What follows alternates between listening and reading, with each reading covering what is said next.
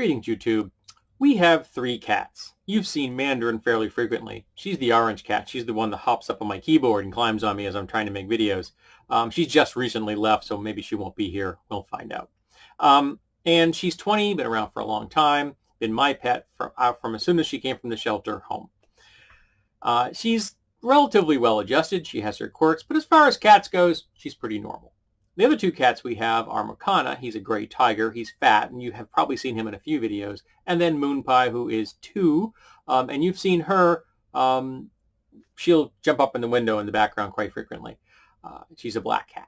All of these cats are about to turn a year older at the end of the year. I just round over their birthdays to the end of the year. Though in Moon Pie's case, it's the truth. She was actually born at the end of the year. So it kind of works out for her. But so they'll all be going up to 21, 9, and 3 very shortly. Now, they live in the same place. They share the same foods, well, within reason, because Makana gets special dietary food because he's fat. He actually has lost some weight.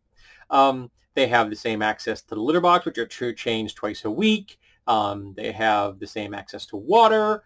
They have the same number of comfy places, frequently, in the case of Mandarin and Moon Pie, sitting on us. Mandarin frequently sleeps on me when I'm sleeping, and in the cooler weather, she'll often sit on me when I'm in the living room watching movies and such.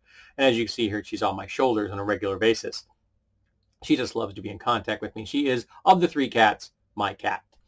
But Moon Pie and Makana in particular live in very different worlds.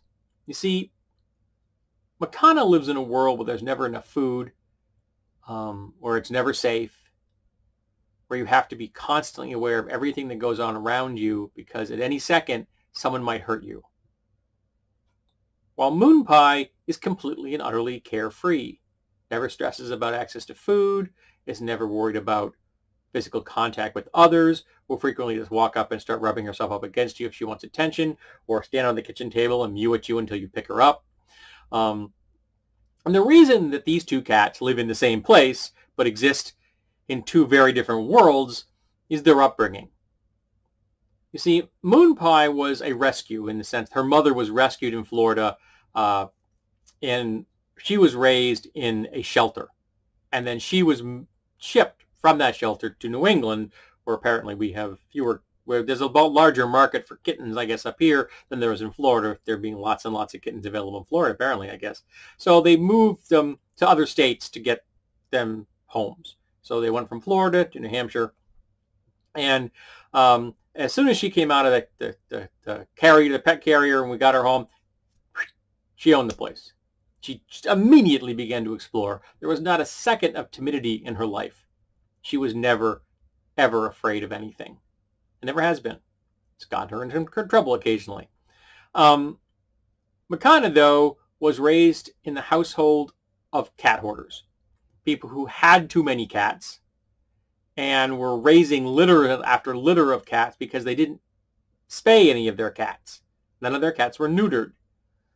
So they always had too many cats. And I didn't know this before I encountered Makana. I just simply saw an ad in the paper for a free kitten, and I was in the market for a kitten because one of my other cats had passed away. And Mandarin was feeling very lonely because Haywire was gone. So we thought we'd get another male. I always have 1 male and 2 females. And hopefully that he would fill that role in her life that was the void left over from Haywire passing. And so I went to this place and I discovered that they were cat hoarders. And so I saw him literally slinking along the wall, low crawling, trying not to be seen. And I could see how terrorized this cat was. So I grabbed him. It wasn't easy, and it got me scratched. But he came home with us. And he was relatively warm to me for about 2 days, and then he became my wife's cat completely. Utterly, it was her cat. It has been ever since. He has warmed up a little since then, but for like the first 5 years, I could not really get near him. Because whoever hurt him was a guy. Particularly when I'm wearing dark socks, he freaks out. He was apparently kicked repeatedly. And even though he only spent 5 months of his life in that environment, almost 9 years later, he still suffers from that.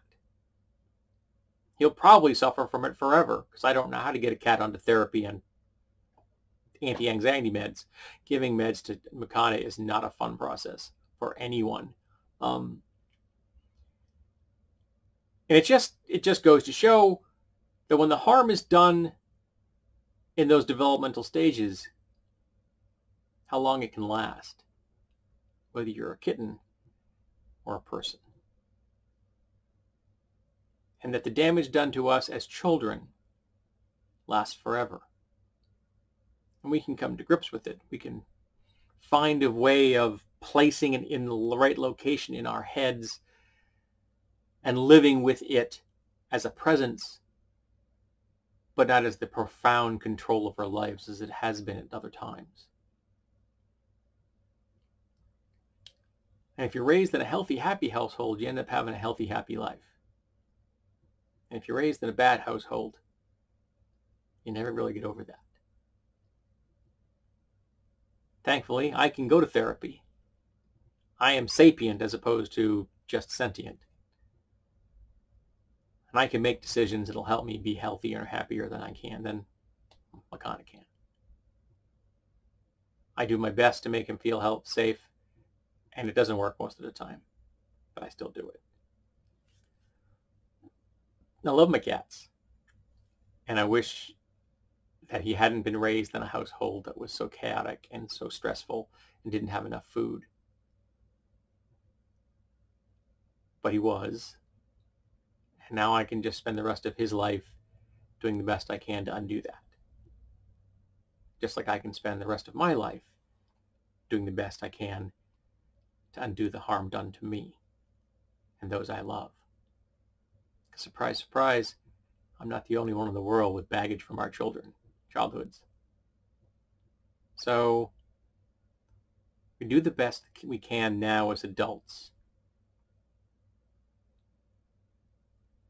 And we just have to remember that the damage done to us as children is going to be the toughest thing to fix. It's the toughest thing to move past. And it's okay. You had nothing to do with it. It wasn't your fault. No matter how much someone tried to convince you it was, it wasn't. You didn't do anything wrong. And it's time to heal. It's time to move on. To feel healthy and happy. And hopefully, always have a warm, comfy place to sleep.